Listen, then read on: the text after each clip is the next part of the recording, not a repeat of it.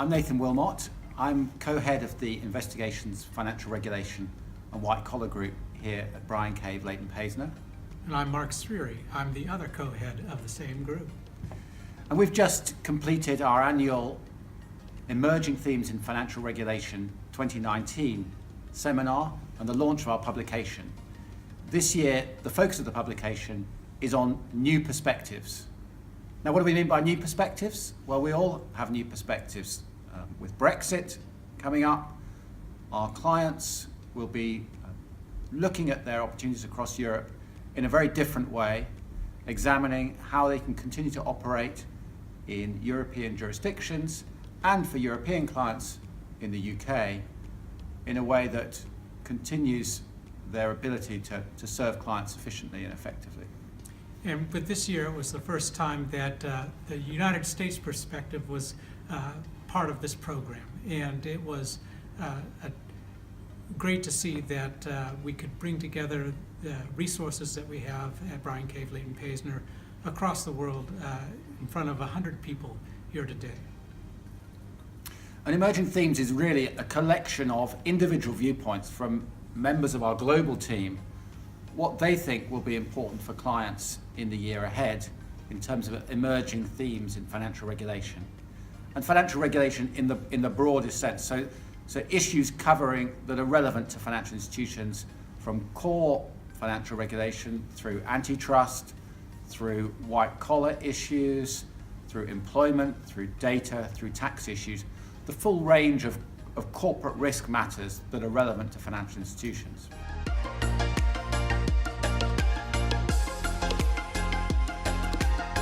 We had a very good discussion on the interaction of authorities, particularly criminal authorities, across Europe and the US.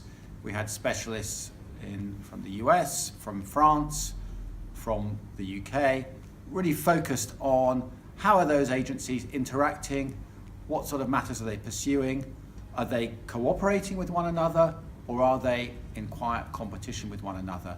And what does the future hold in terms of the DOJ, the SFO, authorities in France under Sapin 2, and how is that going to evolve over the coming years? In addition, we saw that fintech and the regulation involving payment systems and the revolutions, I would say, in the regulation is going to be a very hot topic. And can your firm afford the opportunity costs that it loses if it doesn't venture into these new areas?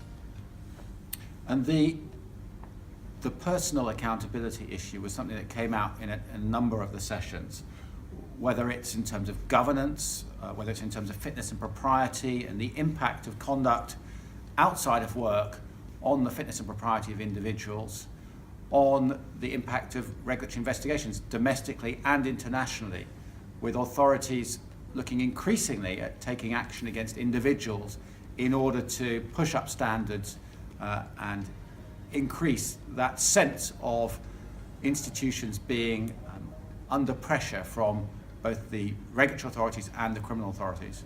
And the sense was very much that this is going to continue internationally in the years to come. And absolutely, regulators, we have to mention cybersecurity and data breaches, because regulators are absolutely focused on that, especially in the UK and in the US. They want to make sure that firms and financial institutions are protecting that data, and that if there are breaches, that they are reported immediately, if not sooner, to the proper regulator. And that proper regulator may not just be located in one jurisdiction, but it may be located in several jurisdictions. And what really came through from clients very clearly was the need for advice and assistance on these issues, internationally, whether it's in the US, in the UK, Europe, and Asia. The issues that individuals and their firms are facing are really across the board. And whilst different jurisdictions are handling those issues in slightly different ways, the underlying themes are there throughout, and looking for some sort of global solution is often a real key for clients in terms of ensuring their people are doing the right thing. That's right. And when you represent companies that have these global issues, you need to make sure that you're addressing them right at the beginning, and you can't wait at the end to say, oh, should we have done something slightly differently to ensure that we have got the proper representation and we got the best outcome. Everyone who attended this, I think, were keen on the fact that they have to ensure that they bring the proper perspective to these kinds of investigations and these kind of issues. A further thing that really came out very clearly from clients is the fact that you can no longer look at problems simply as a criminal issue or a regulatory issue or an antitrust issue. That there's so much overlap now between the different areas we've seen with employment and the impact on approved persons, the impact of data, the impact of tax issues on regulators, on criminal authorities, that actually looking at things in a holistic way and making sure that we understand issues across the board and the potential consequences for clients has become a very, very important issue. And so you've got that overlay of a range of different practices and a range of different jurisdictions, and making sure that you're able to distill those down to find the right solution and the right outcome, particularly where problems occur.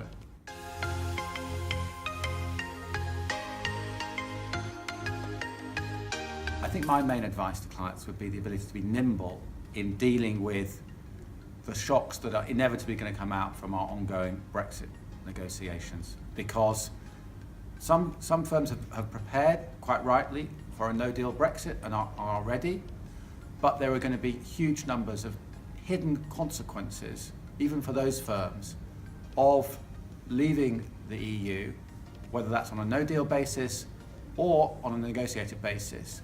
All sorts of risks in terms of some of the ongoing contracts they have, the transactions they've entered into, and the need to really think laterally about those risks, about how some of their counterparties may deal with some of the legislative gaps that are going to exist.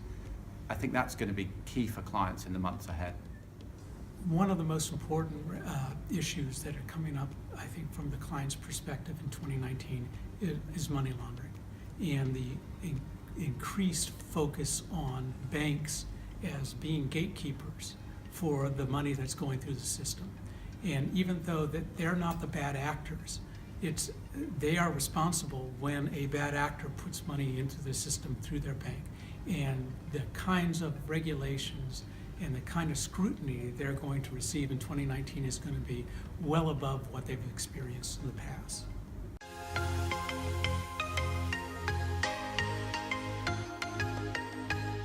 The most interesting thing I heard, which really reinforces messages I've heard elsewhere, is that the introduction of the senior managers and certification regime has had a real impact on the behaviour of senior managers, even though their obligations, frankly, are very similar to those under the previous approved persons regime.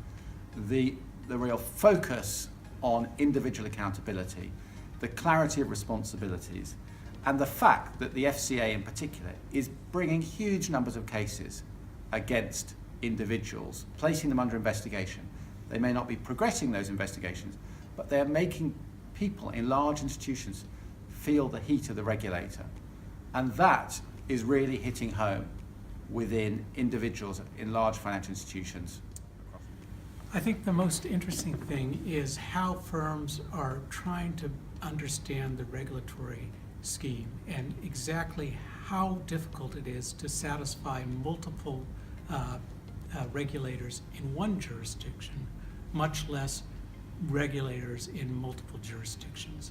How you can satisfy one regulator in, let's say, New York, but then by satisfying that regulator, you have all of a sudden made a regulator here in the UK angry.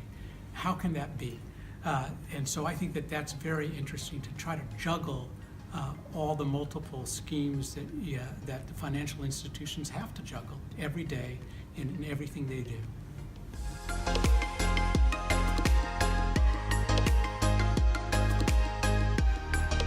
Two years ago, in our introduction to Emerging Themes 2017, we said there had never been a time of more significant uncertainty for financial institutions in the UK. And I'm afraid to say we've had to say exactly the same again in this publication, because that uncertainty for institutions is, if anything, bigger now than it was in 2017.